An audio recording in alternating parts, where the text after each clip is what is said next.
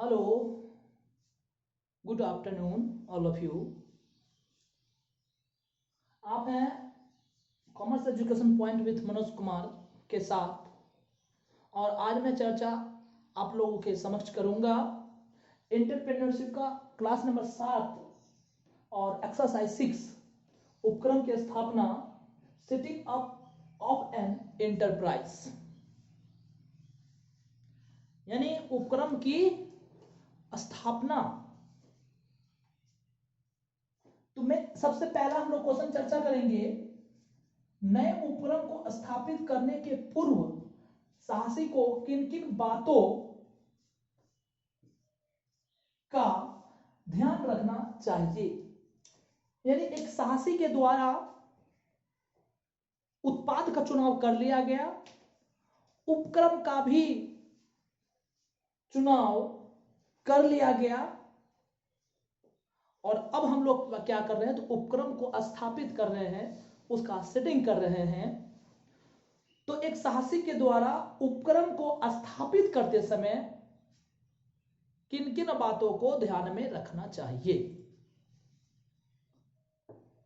What essential factors should be considered by an entrepreneur before setting up of a new enterprise। यानी एक नया enterprise को setting करने जा रहा है एक उद्यमी, तो उस समय उनको किन किन बातों का ध्यान में रखना चाहिए। इसको दूसरे टाइप से भी पूछता है कि श्रम सामग्री मुद्रा संयंत्र या तथा बाजार में क्या संबंध है, यानी इनके बीच क्या रिलेशन है। What is inter relationship between man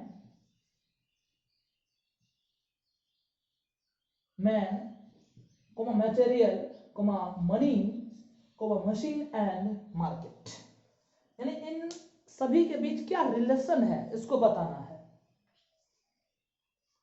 तो हमने क्या कहा कि एक उद्यमी के द्वारा उत्पाद का चयन कर लिया गया, उपक्रम का चुनाव कर लिया गया कि उपक्रम साझेदारी होगा, एकांकी होगा, बड़ा होगा, छोटा होगा, यह सब काम कर लिया गया है। तो अब एक साहसी के द्वारा उपक्रम को स्थापित किया जा रहा है। एक उपक्रम का स्थापना करते समय किन किन बातों को ध्यान में रखना चाहिए।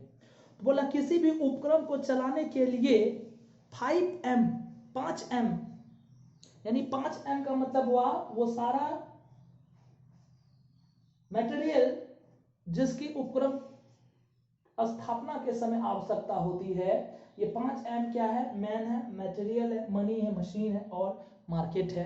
तो ये 5M की आवश्यकता होती है। ये 5M जो है वो क्या क्या है, तो ये 5M श्रम, कच्चा माल, संयंत्र, मुद्रा और बाजार, ये सभी का नाम जो है M से है, इंग्लिश नाम, इसी के लिए से 5M बोलते हैं। अतः एक उपक्रम को स्थापित करने से पूर्व इन सारी आवश्यक तत्वों पर ध्यान देना आवश्यक है। यानी ये 5M जो है, इसी का व्यवस्था करना, इसी पर ध्यान देना आवश्यक होता है एक उपक्रम को स्थापित करते समय।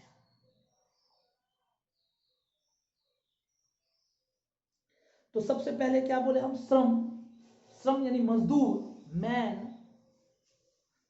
बोला है कि उत्पादन के समस्त साधनों में श्रम ही एक सक्रिय साधन है। जितना भी उत्पादन का जो कार्य होता है उसमें जितना भी वस्तु यूज होता है वो सारा का सारा निष्क्रिय है, सिर्फ मैन को छोड़कर, मनुष्य को छोड़कर, मजदूर को छोड़कर। जो अन्य सभी साधनों को क्रियाशील बनाकर, जो अन्य जितना भी साधन होता है उसको वो क्या करता है, क्रियाशील बनाता है, उसमें वो जान लाता है, उसको एक्टिव करता है।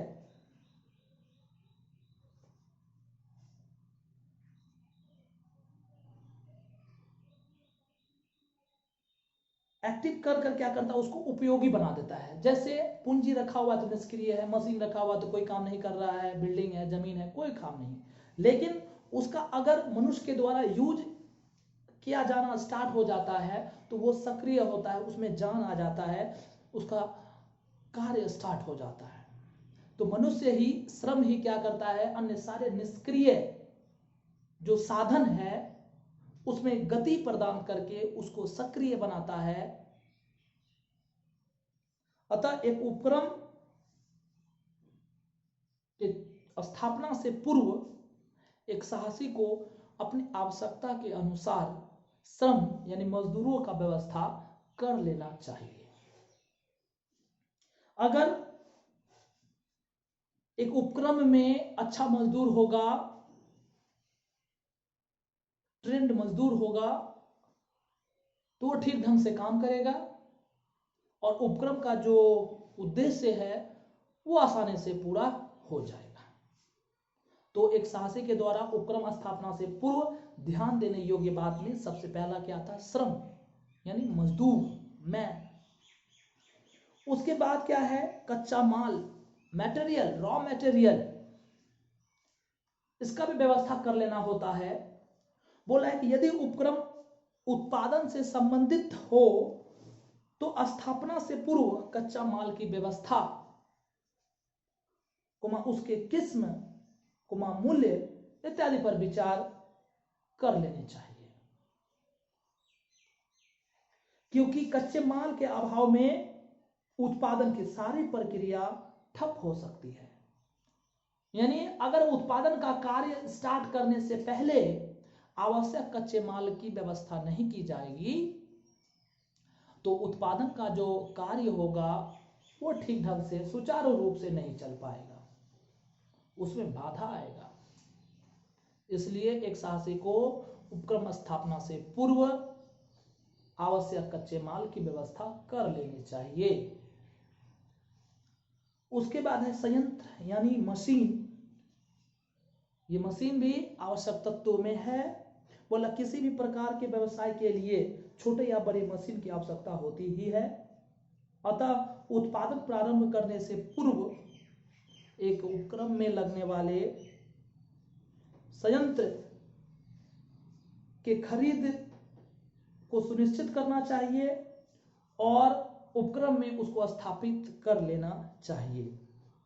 इसके साथ ही संयंत्र के रख रखाव, सुरक्षा इत्यादि का भी व्यवस्था करना चाहिए। जब तक उपक्रम में मशीन, संयंत्र नहीं आएगा तब तक उत्पादन का काम तो स्टार्ट होगा ही नहीं। इसलिए आवश्यकता अनुसार एक उपक्रम में साहसी को मशीन लाकर स्थापित कर लेना चाहिए। फिर है मुद्रा, मनी, पूंजी। बोलता है मुद्रा या पूंजी को किसी भी व्यवसाय के लिए जीवन रक्त माना जाता है, जिसके बिना उपक्रम की स्थापना की कल्पना भी नहीं की जा सकती है। यानी एक साहसी के पास यदि पूंजी नहीं है तो वह उपक्रम को स्थापित करने के बारे में सोच भी नहीं सकता है। अतः उपक्रम में लगने वाले अस्थायी एवं चालू पूंजी की मात्रा को निर्धारित करके उसकी व्यवस्था कर लेनी चाहिए। यानी एक उपक्रम जो स्थापित कर रहे हैं उसमें कितना पूंजी लगेगा, कितना अस्थायी पूंजी लगेगा, कितना चालू पूंजी लगेगा, उसका अनुमान लगाकर उसका उचित व्यवस्था कर लेना चाहिए।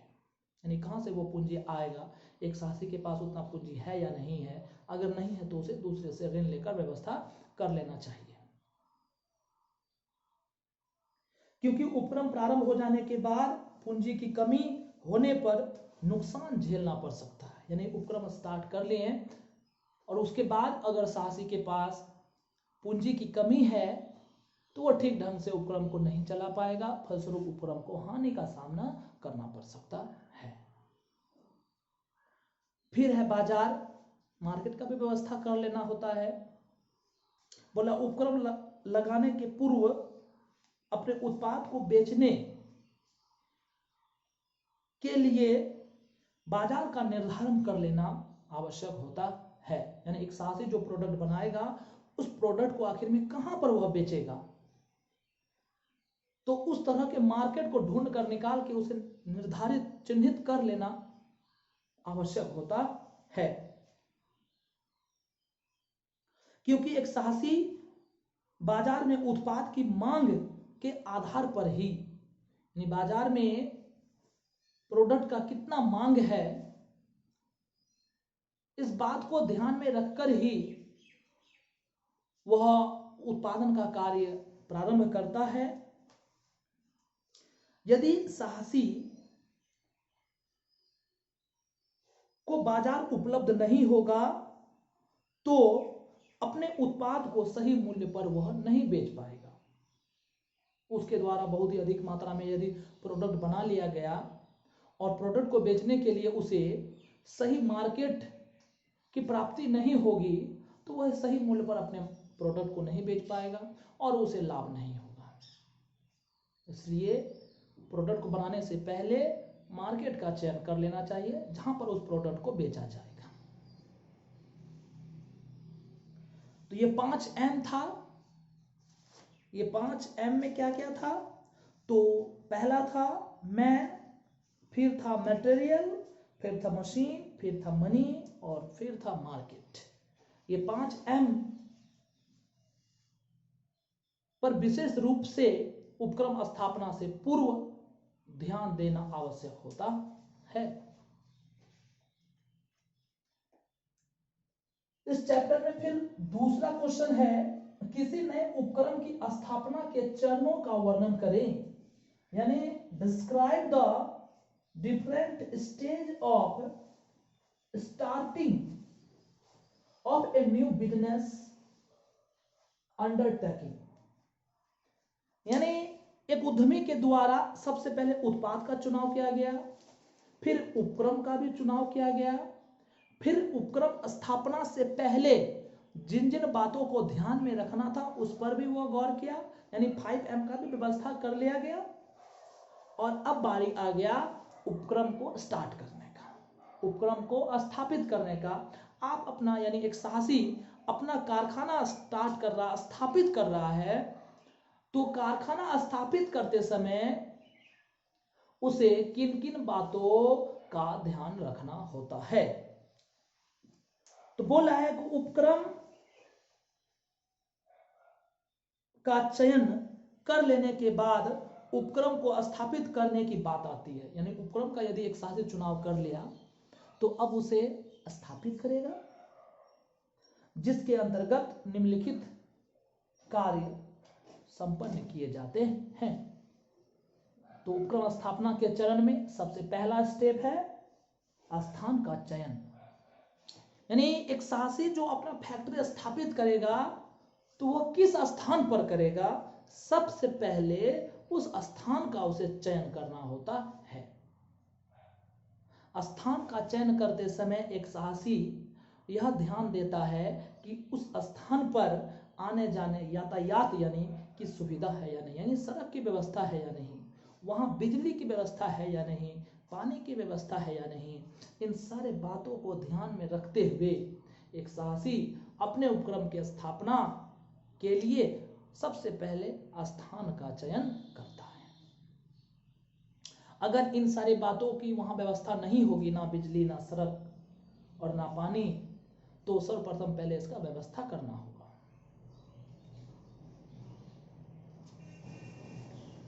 फिर है मकान का निर्माण। अब स्थान का चुनाव कर लिया गया, किस स्थान पर उसका उपक्रम स्थापित होगा, तो वहां पर जो साधन जरूरी था उसका व्यवस्था कर लिया गया। तो अब क्या होता है, मकान का निर्माण का जो कार्य है वो स्टार्ट होता है। स्थान निश्चित कर लेने के बाद साहसी अपने आवश्यकता के अनुसार मकान का निर्माण करते हैं। स्थान चुन लिया, अब वो क्या करेगा, अपने आवश्यकता के अनुसार मकान का निर्माण करेगा। वे संयंत्र स्थापित करने, कच्चा माल रखने एवं तैयार किया हुआ माल को रखने के लिए अलग अलग मकान बनवाते हैं, अलग अलग गोदाम बनवाते हैं, है ना। कच्चा माल अलग गोदाम में होगा, तैयार किया हुआ माल अलग गोदाम में रहेगा। मशीन को स्थापित के लिए, मशीन स्थापित करने के लिए अलग तरह का गोदाम का स्थापना करना होगा। इन सारे बातों को ध्यान में रखते हुए मकान बनवाते हैं। मकान बनवाते समय भविष्य में होने वाले विस्तार को भी ध्यान में रखा जाता है। आज कोई भी साहसी छोटे स्तर पे बिजनेस स्टार्ट करता है, लेकिन भविष्य में अगर उसका व्यवसाय बड़ा होता है, उसे बिल्डिंग को और आगे बढ़ाने की आवश्यकता होती है और बड़ा करने का आवश्यकता होता है, तो उसको भी ध्यान में रखा जाता है। वो बाहर करके छड़ जैसे निकाल के छोड़ देता है ताकि बाद में बिल्डिंग उसमें ज्वाइंट हो सके। तो इस बात को भी गौर करता है, क्योंकि व्यवसाय का विस्तार होने पर और भी मकान बनाए जा सकते हैं। यानी अगर इसको ध्यान में रखेगा तो भविष्य में और मकान अगर बनाने की आवश्यकता होती है तो उसमें कठिनाई नहीं होगा। ठीक है, तो सबसे पहले क्या किए, स्थान का चुनाव किए, दूसरा क्या किए, मकान का निर्माण किए अपने आवश्यकता के अनुसार और भविष्य में विस्तार को ध्यान में रखकर। ठीक है, तीसरा है मशीन एवं संयंत्र की स्थापना। मकान बन जाने के बाद एक साहसी अपने आवश्यकता के अनुसार मशीन को उपक्रम में स्थापित करते हैं। बोला है कि उत्पादन छोटे स्तर का हो या बड़े स्तर का, संयंत्र की आवश्यकता होती ही है। अगर उत्पादन छोटे स्तर का है तो छोटा मशीन की आवश्यकता होगा, और उत्पादन बड़े स्तर का है तो बड़ा मशीन की आवश्यकता होगा, लेकिन मशीन की आवश्यकता तो होगा ही। अतः मकान बना लेने के बाद अपने आवश्यकता के अनुसार एक साहसी मशीन को खरीद कर अपने कारखाना में, अपने उपक्रम में स्थापित कर लेते हैं। इसके साथ ही संयंत्र के रखरखाव का भी व्यवस्था करते हैं। फिर वितरण माध्यम का व्यवस्था करना। वितरण माध्यम यानी वितरण मध्यस्थ भी उसको बोलते हैं, इसका व्यवस्था कर लेना होता है। यह ऐसे लोग होते हैं, ऐसे विक्रेता होते हैं जो कारखाना से माल को उठाकर मार्केट में छोटे दुकानदारों तक, उपभोक्ता तक पहुंचाते हैं। तो इसी को हम लोग बोलते हैं वितरण माध्यम या वितरण मध्यस्थ। तो इसका व्यवस्था कर लेना होता है, क्योंकि एक साहसी का काम है उपक्रम में उत्पाद का उत्पादन करना।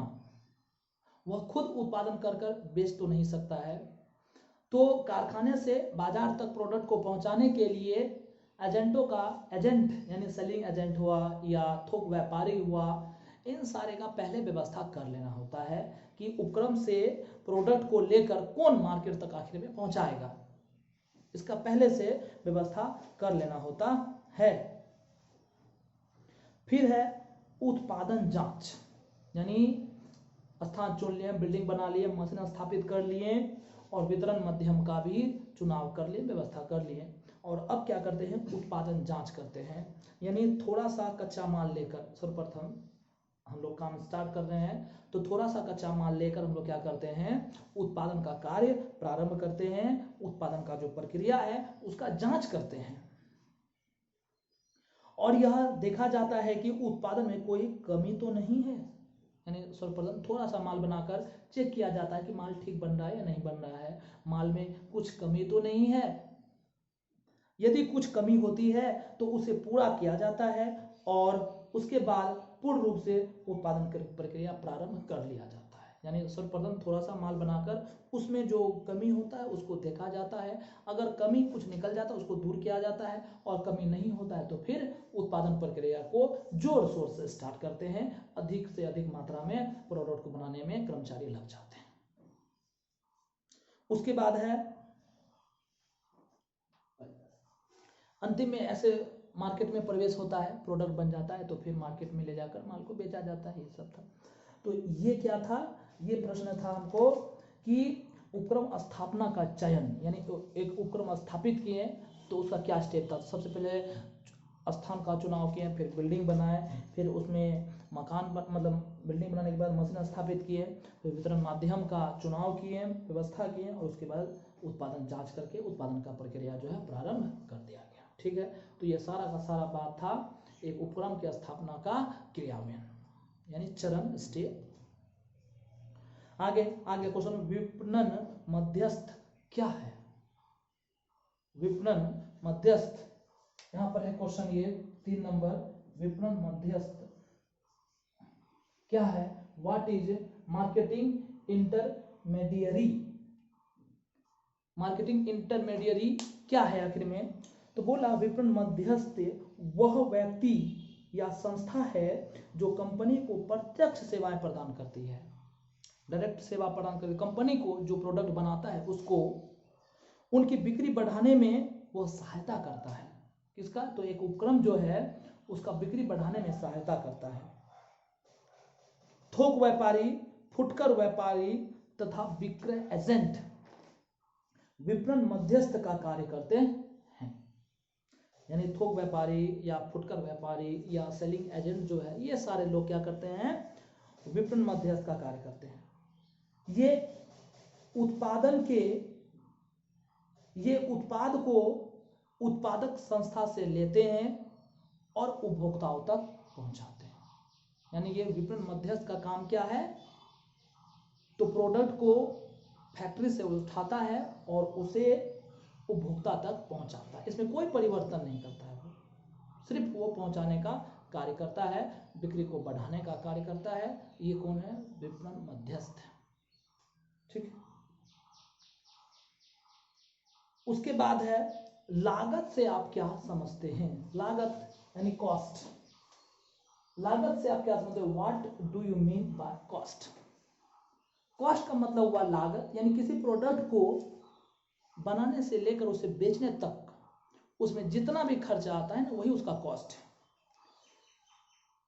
बोला है कि बाजार में किसी वस्तु को बेचने से पहले उसे बनाने में या निर्माण करने में जो भी खर्च आता है उसे उस वस्तु का लागत कहते हैं। लागत के अंतर्गत कच्चे माल का मूल्य, आंतरिक तथा बाहरी किराया, मजदूरी, पैकेजिंग, विक्रय कर यानी सेलिंग टैक्स इत्यादि को शामिल किया जाता है। यानी एक प्रोडक्ट को बनाकर बेचने तक उस पर जितना खर्चा हुआ, चाहे कच्चा माल का हुआ या मजदूर का हुआ या भाड़ा का हुआ, है ना, या पैकेजिंग का हुआ, तो ये सारा का सारा खर्चा को अगर जोड़ देते हैं तो वह उस वस्तु का कॉस्ट, लागत कहलाता है। अगला क्वेश्चन है बाजार अवलोकन क्या है? What is market overview? इस चैप्टर का 5वां नंबर क्वेश्चन, बाजार अवलोकन क्या है? What is market overview? Market का ओवरव्यू करना, उसका अवलोकन करना क्या है? बोला है बाजार सर्वेक्षण पर द्वारा प्राप्त सूचना के आधार पर, यानी बाजार का सर्वेक्षण किए, बाजार का जांच पड़ताल किए, वहां पर जाकर उसके बारे में अध्ययन किए, है ना, और उससे जो सूचना मिला, उससे जो जानकारी मिला, उसी के आधार पर विभिन्न उत्पाद का उत्पादन किया जाता है और उपभोक्ताओं को सौंपा जाता है। तो इसे हम लोग बाजार अवलोकन बोलते हैं।